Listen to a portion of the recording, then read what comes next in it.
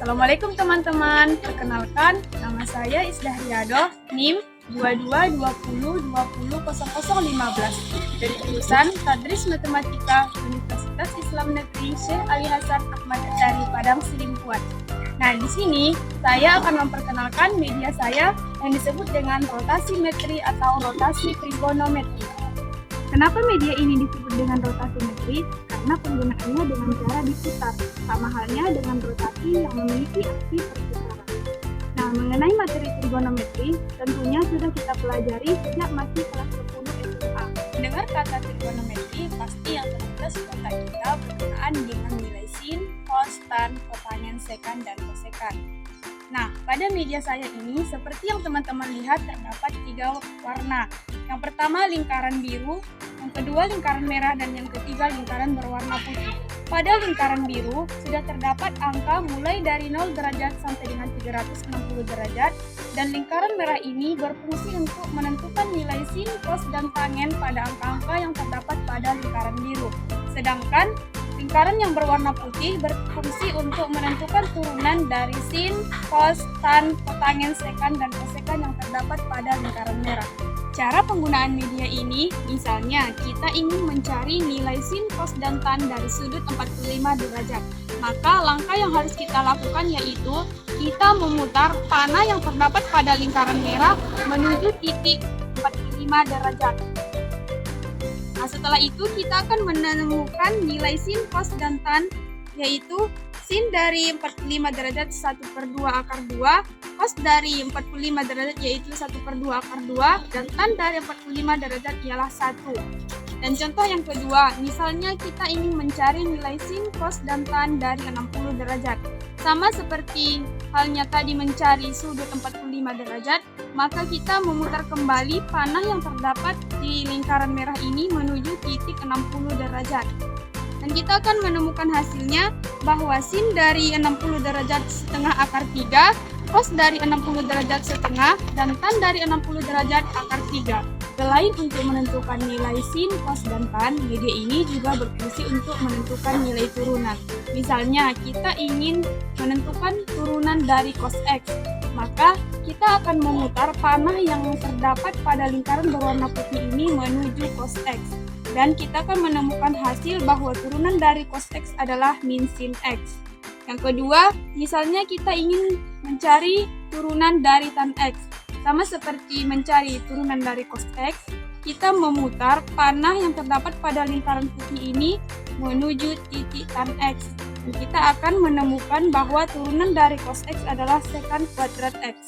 Untuk lebih jelasnya, masuklah kita ke contoh soal. Contoh soal yang pertama, menentukan nilai sin dari 60 derajat dikali cos 45 derajat ditambah sin 45 derajat dikali dengan cos 60 derajat. Maka langkah yang pertama kita harus menentukan nilai sin dan cos dari sudut 45 derajat. Dan dari media ini sangat mempermudah kita untuk menentukan nilai sin, cos, dan tan. Dan di sini sudah ditemukan bahwa nilai sin dari 45 derajat adalah setengah akar 2 dan nilai cos dari 45 derajat adalah setengah akar 2. Kemudian kita mencari nilai sin dan cos dari sudut 60 derajat. Nah, di sini sudah tertera bahwa nilai sin dari 60 derajat setengah akar 3 dan nilai cos dari 60 derajat adalah setengah. Nah, inilah penyelesaian dari contoh soal yang pertama. Tadi kan kita sudah mendapatkan nilai dari sin 60 derajat adalah setengah akar 3, nilai cos dari 45 derajat adalah setengah akar 2, nilai sin dari 45 derajat adalah setengah akar 2, dan nilai cos dari 60 derajat adalah setengah. Kemudian kita kalikan setengah dikali setengah menghasilkan 1/4. Akar kita kalikan dengan akar yaitu 3 dikali 2, 6, maka akan mendapatkan hasil 1/4 akar 6. Ditambah 1/2 kita kalikan dengan 1/2, hasilnya 1/4. Kemudian akar 2 kita kalikan dengan 1. Di sini kan diibaratkan terdapat angka 1, karena 1/2 dikali 1 sama dengan 1/2. Maka akar 2 dikali 1 hasilnya tetap akar 2.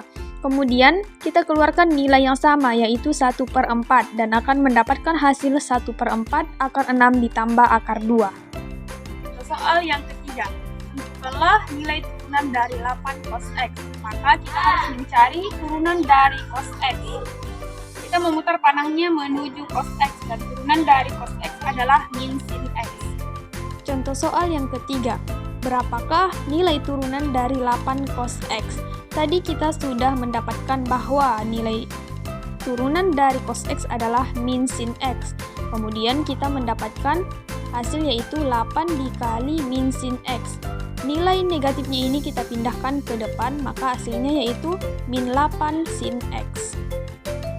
Contoh soal yang terakhir, tentukanlah nilai turunan dari cos 3x ditambah 2. Maka yang harus kita lakukan, kita pertama harus mencari turunan dari cos x. Sama seperti tadi, kita sudah menemukan bahwa turunan dari cos x adalah min sin x. Penyelesaian dari contoh soal yang terakhir, yaitu menentukan nilai turunan dari cos 3x ditambah 2. Langkah yang pertama, kita misalkan yang di dalam kurung ini sebagai U, yaitu 3x ditambah 2. Dan Y sama dengan cos U karena kita tadi sudah mengubah bahwa 3x tambah 2 itu sama dengan U. Untuk mendapatkan nilai turunannya, kita menggunakan rumus dy per dx sama dengan dy per du dikali du per dx dan akan mendapatkan persamaan sebagai berikut, yaitu d dikali cos u per du dikali d dikali 3x ditambah 2 per dx. Tadi kita sudah mengetahui bahwa turunan dari cos u adalah min sin u dan turunan dari 3x ditambah 2 yaitu 3 dan akan mendapatkan hasil min 3 sin u.